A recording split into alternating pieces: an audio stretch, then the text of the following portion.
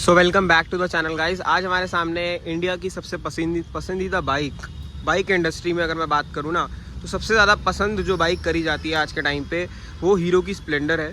और ये 2020 मॉडल, अगस्त का मॉडल है। ये अराउंड अगर मैं बात करूँ इसके प्राइसिंग की उस टाइम पे, तो ये मुझे 70 से 75 हज़ार रुपये की पड़ी थी। अगर मैं बात करूँ तो आज के प्राइसिंग से तो काफ़ी ज़्यादा यहाँ पे आपको फ़र्क दिखेगा। और अपग्रेडेशन अगर मैं बात करूं तो कंपनी ने कुछ भी नहीं करी, बट प्राइस ज़रूर से बढ़ा दिया। कहाँ 70,000 पे, कहाँ आज के डेट पे इसका कुछ मॉडल का प्राइस 1 लाख रुपए के लमसम टच हो रहा है। तो रियलिटी में अगर मैं बात करूं तो उस टाइम पे इसको लेना, ग्रैब करना एक अच्छी डील थी। जो बाइक आपको 50 की माइलेज सिटी में दे, जैसा मर्जी आप चलाओ, जैसा मर्जी ट्रैफिक हो, तो उस केसेस में अगर मैं बात करूं तो बाइक काफ़ी ज़्यादा एफिशिएंट हो जाती है। यहाँ पे अगर मैं इसके इंजन की बात करूं तो आपको 4 स्ट्रोक का इंजन यहाँ पे देखने को मिलता है। 1 सिलेंडर इंजन है ये, जो कि 100 सीसी का इंजन है। प्रॉपरली अगर मैं बताऊं आपको तो 97 सीसी का ये इंजन है, जो कि 8 bhp और 8 Nm का टॉर्क निकाल के आपको देगा। किक आपको यहाँ पे देखने को मिल जाती है, सेल्फ स्टार्ट आपको यहाँ पे देखने को इसके अंदर मिलेगा। साइड प्रोफाइल की लुकिंग आपको कुछ ऐसी देखने को मिलती है। स्प्लेंडर प्लस है ये, और ये नया मॉडल आया था उस टाइम पे i3S करके, जो इसके अंदर टेक्नोलॉजी है, जो कि जब आप रेड लाइट पे खड़े हो तो ये जो बाइक है वो अपने आप ऑफ हो जाती है कुछ सेकेंड्स में। बट अगर मैं इस फीचर के बारे में भी बात करूँ आगे, बट अगर मैं ऑल ओवर लुक की अगर मैं पहले बात करूँ तो बहुत एक सिंपल लुक है बाइक के अंदर। एज सच कोई मेजर मैं बात करूं फीचर्स नहीं है, बट बाइक की अगर मैं यूजेबिलिटी की बात करूं, राइड एंड हैंडलिंग क्वालिटी की बात करूं, तो वो बहुत ज़्यादा अमेजिंग है। यहाँ पे आपको 4 गियर देखने को मिलते हैं। और रियलिटी में अगर मैं बात करूं तो ऑल ओवर जो बाइक है वो काफ़ी ज़्यादा अमेजिंग आपको देखने को मिलेगी। एलॉय व्हील्स आपको यहाँ पे इसके अंदर देखने को मिल जाते हैं सिल्वर कलर के, जो कि ट्यूबलेस टायर के साथ आते हैं। टायर प्रोफाइल अगर मैं बताऊँ आपको तो 80-100-18 की फ्रंट टायर प्रोफाइल आपको यहाँ पे देखने को मिलती है। और ये टायर जो है ये कंपनी से ही चल रहा है अभी तक, बट जो पीछे वाला टायर है वो मैंने इसके अंदर हाल ही में चेंज करवाया था। और इसकी जो टायर प्रोफाइल अगर आपको मैं यहाँ पे बताऊँ तो इसकी टायर प्रोफाइल भी 18 की ही है। तो ये चीज़ है। पीछे वाला टायर प्रोफाइल अगर आप अपनी मर्जी से जैसा मर्जी लगवा सकते हैं। मेरे को थोड़ा सा ग्रिपिंग वाला चाहिए था तो मैंने C8 का टायर प्रेफर किया। बाकी आप कुछ भी यहाँ पे लगा सकते हैं। अराउंड अगर मैं बात करूँ 2020 से लेके आज 2024 चल रहा है, तो 20, 21, 22, 23 4 साल के अराउंड अगर मैं बात करूँ इस बाइक को रखे हुए हमें हो चुके हैं। जब हमने बाइक ली थी तो कंपनी ने इसके साथ 5 साल की वारंटी दी थी, जो थर्ड पार्टी होती है बेसिकली, और 1 साल की फर्स्ट पार्टी की। तो वो चीज़ है वो अभी भी आज भी चल रही है इसकी। तो ये चीज़ अच्छी हो जाती है कि अगर आपको ऐसी कुछ डील्स मिल जाएं जिसमें आपको थर्ड पार्टी इंश्योरेंस नहीं करवानी है अगले 5 साल तक, तो रियलिटी में ये चीज़ें काफ़ी ज़्यादा अच्छी हो जाती हैं। 4 साल का अगर यहाँ पे मैं ओनरशिप एक्सपीरियंस बताऊँ लमसम, तो बाइक काफ़ी ज़्यादा अच्छी है। परफॉर्मेंस वाइज स्टार्टिंग में इसके अंदर मिसिंग प्रॉब्लम आ रही थी काफ़ी ज़्यादा, बट उन्होंने रिजॉल्व कर दिया कंपनी ने ट्यूनिंग करके, और वो सॉल्व हो चुकी हैं। अब मिसिंग बाइक नहीं मारती है बिल्कुल भी। सर्विस कॉस्ट मिनिमम है 600, 650, 800 रुपये, मैक्सिमम 1000 रुपये। अगर कोई मेन काम छिड़ गया बाइक के अंदर तो 800 रुपये का खर्चा है। हाल फिलहाल में इसके अंदर अभी 2 खर्चे हुए हैं। एक नॉर्मल जनरल सर्विस हुई इसके अंदर, और इसके बाद इसके अंदर हाल फिलहाल में अभी प्रॉब्लम आने लगी थी। इसका जो हैंडल था वो ब्रेक मारने के बाद वाइब्रेशन कर रहा था, हिल रहा था। तो उसके जो चिमटा है बेसिकली, जो यहाँ पे टी होता है, इसकी अलाइनमेंट उन्होंने करी।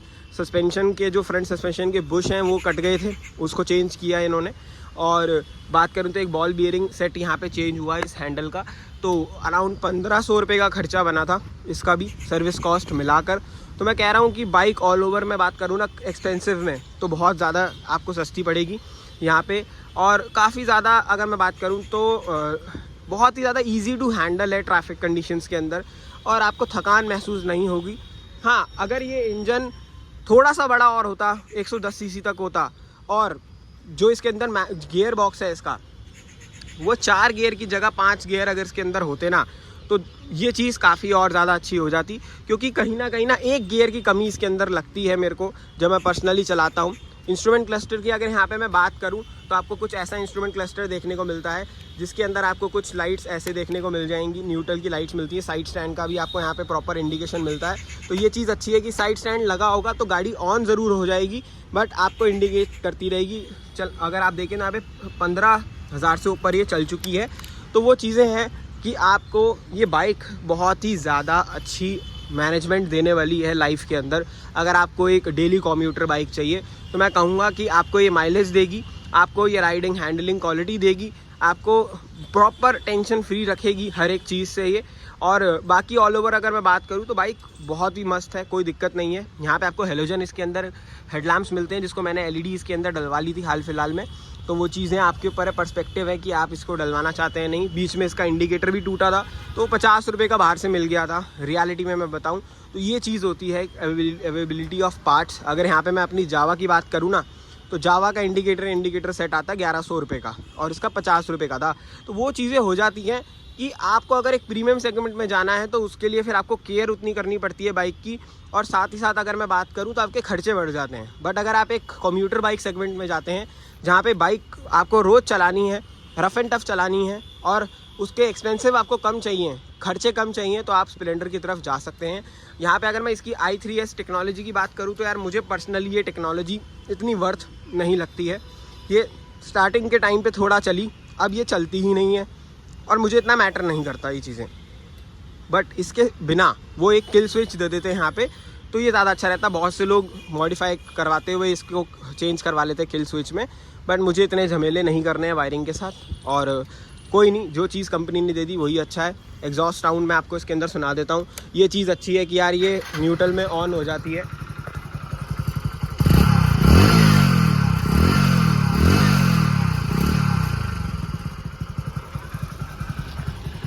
वाइब्रेशंस आपको देखने को हल्की हल्की मिलेंगी, बट ऑल ओवर में बात करूँ ना तो बाइक बहुत सही है। टैंक कैपेसिटी की बात करूँ तो 9.8 लीटर का टैंक है, अराउंड 10 लीटर का मान लो। और टैंक कैपेसिटी भी अच्छी है कि अगर आपको एक बार टैंक फुल करवाना है तो आराम से आपकी रनिंग के हिसाब से ही आपको अच्छी माइलेज दे देगी। बाकी यही था एक छोटा सा रिव्यू। और प्रॉपर अगर कोई और वीडियो भी आपको लानी है, अगर आप चाहते हो स्प्लेंडर की देखना, तो पर्सनली कमेंट सेक्शन में ज़रूर बताना। मैं आप सभी के लिए प्रॉपर इसकी और वीडियोस भी लाऊंगा। बाकी मुझे लगा कि यार एक ओनरशिप एक्सपीरियंस शेयर करना चाहिए। जब अगर आप के घर में एक स्प्लेंडर जैसी बाइक भी है और जावा जैसी बाइक भी है, तो आप कौन सी प्रेफर करोगे? तो ये सवाल का जवाब भी मैं आपको इसी में दे देता हूँ।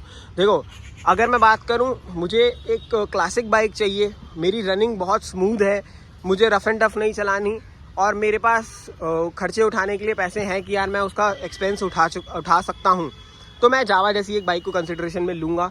और जावा भी अगर यहाँ पे मैं बात करूँ तो वो बहुत ज़्यादा महंगी नहीं है। सर्विस कॉस्ट आप जानते हो सब उस बाइक की, आप उसकी फ्यूल इकोनॉमी जानते हो, वो 35 की माइलेज देती है और सर्विस कॉस्ट भी कोई महंगी नहीं है उसकी। तो मैं बात करूं कि जावा यहाँ पे डेली खर्चों में महंगी नहीं पड़ती है पर्सनली मेरे को, तो वो चीज़ हो जाती है, तभी मैं उस बाइक को डेली कम्यूट बाइक की तरह चला पाता हूँ। और यहाँ पे वही चीज़ हो जाती है कि स्प्लेंडर, बस ये चीज़ है कि स्प्लेंडर जैसी बाइक, हीरो जैसी जो कंपनी बना रही है, ये बहुत हल्की है, ट्रैफिक में मैनेजमेंट करने के लिए बहुत हल्की है, तो आपको ये चीज़ों का प्लस पॉइंट हो जाता है। बाकी तो और कुछ मैं एज सच नहीं कहूँगा कि मेजर कोई फ़र्क है दोनों बाइक्स के अंदर। दोनों बाइक्स अपने सेगमेंट में, अपने प्राइस पॉइंट पे बहुत सही हैं। बट अब जो स्प्लेंडर का रेट इन्होंने 1 लाख रुपये कर दिया है, पर्सनली बोलूँगा वो वर्थ इट नहीं है, क्योंकि आप ना उसके अंदर एलईडी हेडलैम्प्स दे रहे हो, एक छोटी सी यहाँ पे डीआरएल दे देते हो, और मीटर जो है इसका वो डिजिटल कर देते हो, वो भी प्रॉपर एम्बर कलर का, येलोइश कलर, जो ऑरेंज कलर का होता है। तो वो चीज़ें मुझे लगती है इतना वर्थ इट नहीं है। एक 100 सीसी की बाइक के ऊपर या तो आप इंजन को भी 110 सीसी करो, एटलीस्ट ऑन पेपर वो इंजन 100 सीसी का तो दिखे, क्योंकि अगर मैं 100 सीसी की बात कर रहा हूँ तो ये 97 सीसी का है। तो वो चीज़ें थोड़ा सा मैं बात करूँ कहीं ना कहीं इस बाइक को अंडर पावर भी बना देती हैं सम वॉट पे। बाकी अगर बात करूँ तो यार 80-90 तो ये पहुँच जाती है ज़बरदस्ती अगर खींचो। लोगों ने तो 120 तक भगा रखी है, भगाने वालों ने। बट पर्सनली अगर मैं बात करूं तो ड्रम ब्रेक्स आती हैं आगे पीछे, तो थोड़ा सा डिफ़िकल्ट लगता है कि यार स्टेबिलिटी मिलेगी नहीं मिलेगी हाई स्पीड पे। इसलिए भाई 70 तक चलाओ मैक्सिमम, वो भी बहुत अगर आपको खुली सड़क दिख रही है, नहीं तो ये बाइक आराम से चलाने वालों के लिए ही है। बाकी वीडियो कैसी लगी ज़रूर बताना। वीडियो इन्फॉर्मेटिव लगी हो तो वीडियो को लाइक ज़रूर करना, शेयर ज़रूर करना, चैनल को सब्सक्राइब ज़रूर करना। ऐसी और इन्फॉर्मेटिव वीडियो के साथ मिलता रहूँगा। टिल देन इस वीडियो को देखने के लिए थैंक यू सो मच।